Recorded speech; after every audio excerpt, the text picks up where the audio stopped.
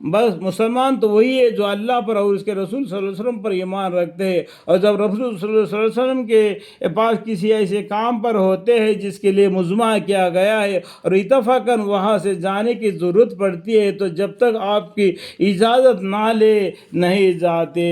جب پیغمبر صلی اللہ علیہ وسلم کے مجمع جمی ہے کس بات پر، اگر کسی صحابی کو وہاں سے نکل کر جانا ہے تو پیغمبر صلی اللہ علیہ وسلم کی اجازت لے کے اس کو جانا ہے۔ آئے اور اس ٹائم پر بولتے اللہ تعالیٰ، آئے پیغمبر صلی اللہ علیہ وسلم، جو لوگ آپ سے ایسے موقع پر اجازت لیتے بس وہی اللہ پر اس کے رسول صلی اللہ علیہ وسلم پر ایمان رکھتے۔ جو بغیر اجازت لیتے ہوئے چلے جاتا ہے تو آپ کی قدر نہیں کرتا ہے۔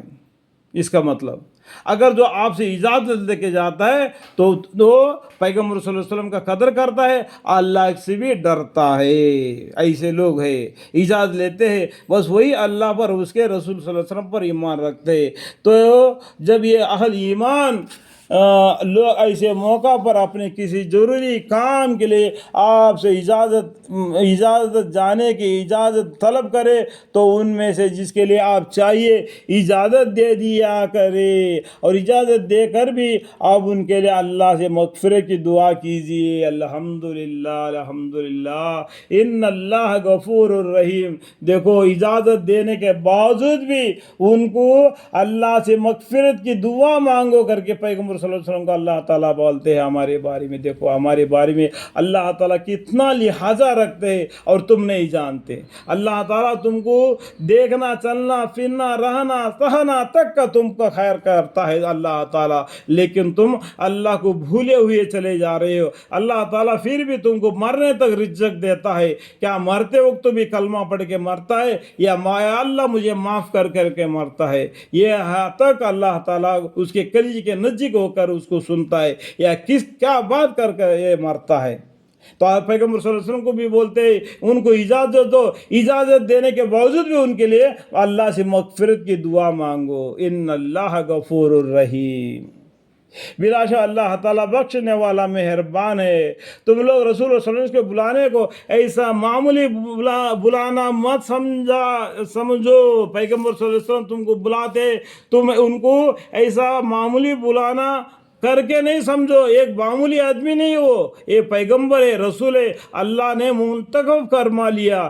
اگر ان کے بلانے کو معمولی بلانا مت سمجھو، جیسے تم ایک دوسرے کو بلا لیتا ہے، ایک دوسرے کو تم لوگ آپس میں بلا لیتے ہو، گندی باتوں سے ہو، اچھی باتوں سے ہو، اس کے نام سے ہو، اس کے غلط نام سے ہو، بلا لیتے ہو، لیکن پیغمبر صلی اللہ علیہ وسلم کو بلانے کو ایسا مت سمجھو۔ اللہ تعالیٰ ان لوگوں کو خوب جانتا ہے جو دوسروں کے آڑ میں ہو کر تم میں سے مجلس نبیہ سے کھسک جاتے ہیں۔ جو پیغمبر صلی اللہ علیہ وسلم کے مجلس جو بیٹھی ہے وہ کیا کرتا ہے، پیغمبر صلی اللہ علیہ وسلم کو نہیں دیکھنا چاہیے بلکہ ایک دوسرے کے پیچھے کے آڑ میں سے وہ مجلس سے نکل جاتا ہے۔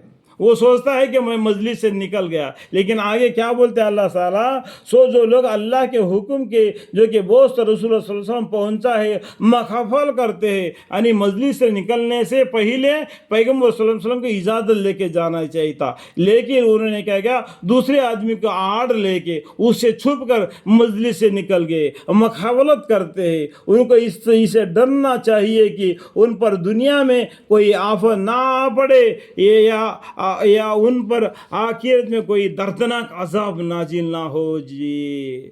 دیکھو صحابہ بھی کیا بولتے، کوئی بھی گناہ کرتے صحابہ پیغمبر صلی اللہ علیہ وسلم سے بول کر دنیا میں اس کا سزا لیتے، آخرت میں اللہ کا سزا بہت بڑا بھاری ہے۔ اللہ تعالیٰ دنیا میں انسانوں پر رحمان ہے، رحیم ہے۔ مرنے کے بعد نام اعمال لے کے اللہ کے پاس جائے گا۔ اللہ تعالیٰ جبار قہار ہے، نام اعمال پر تمہارا حساب لے گا۔ اللہم اغفر لی، اللہم اغفر، دردناک عذاب نازل نہ ہو جائے۔ اور یہ بھی دیکھو کہ جو کچھ آسمان اور زمین میں موجود ہے سب خدائی کا ہے۔ یہ میرا بولتا ہے، یہ تیرا بولتا ہے، یہ میرا تیرا کچھ بھی نہیں میرے بھائی۔ یہ سب کچھ اللہ کا ہے. تم ننگا آ گیا ماں کا پیٹ سے اور جو خون کا لوتھڑا تھا ماں نے تیرے کو صاف ستھرا کر کے تیرا پیشاب کو پیخانوں کو صاف کر کے تم کو دودھ دلا کے چھوٹا بچے سے بڑا کر دیتی ہے. اس کے بعد میں بولتا ہے کہ یہ میرا تیرا میرا کچھ نہیں. تو کس طریقے سے پیدا ہو گیا اور جس طریقے سے لوگ مرے ہوئے لوگوں کو جس طریقے سے دفنا جاتے اس طریقے سے تم کو بھی دفنا دیا جائے گا. تو یہاں کا یہ یہاں رہ جائے گا. الا ان للہ ما فی السماوات والارض قد یعلم ما انتم علیہ ویوم یرجعون الیہ فینبئہم بما عملوا واللہ بکل شیء علیم. کوئی آفت نہ آ پڑے یا ان پر آخرت میں کوئی دردناک عذاب نازل نہ ہو جائے. اور یہ بھی یاد رکھو کہ جو کچھ آسمان اور زمین میں موجود ہے سب خدا ہی کا ہے. اللہ تعالی اس حالت کو بھی جانتا ہے جس پر تم اب ہو اور اس دن کو بھی جس میں سب اس کے پاس زندہ کر کے لائے جائیں گے. جب ہم دنیا میں کیسے ہیں اللہ تعالیٰ جانتا ہے. اور کل قیامت کے دن اللہ کے سامنے تم کس حالت میں پیش آئے ہوگے وہ بھی اللہ تعالیٰ جانتا ہے. ننگے ہوں گے, سب کی نگاہیں اوپر کی طرف ہوں گے, ایک دوسرے کو نہیں دیکھیں گے لیکن ننگے ہوں گے اور نام عمل اپنے ہاتھوں میں لے کے اللہ کے سامنے ہر آدمی کو حساب دینے کے لیے جانا پڑے گا. اللہ تعالیٰ تمہارا حساب لینے کے لیے آئے گا. یا سورہ رحمان میں فرماتے ہیں میں آخرت میں تمہارا حساب کتاب لینے کے لیے خالی ہوتا ہوں. اس کا مطلب کیا ہے؟ اللہ تعالیٰ ہر وقت کسی نہ کسی کام میں ہے. قیامت کے دن فرصت لے کے تمہارا حساب کتاب کے لیے نازل ہوں گے. سنفرغ لکم ایھا الثقلان فبأی آلاء ربکما تکذبان. اے جن و انس تو اپنے رب کی کون کون سے نعمتوں کے منکر ہو جاؤ گے. ان کو سب جتلا دے گا جو کچھ انہوں نے کیا تھا. اللہ تعالیٰ تو سب کچھ جانتا ہے. واللہ بکل شیء علیم.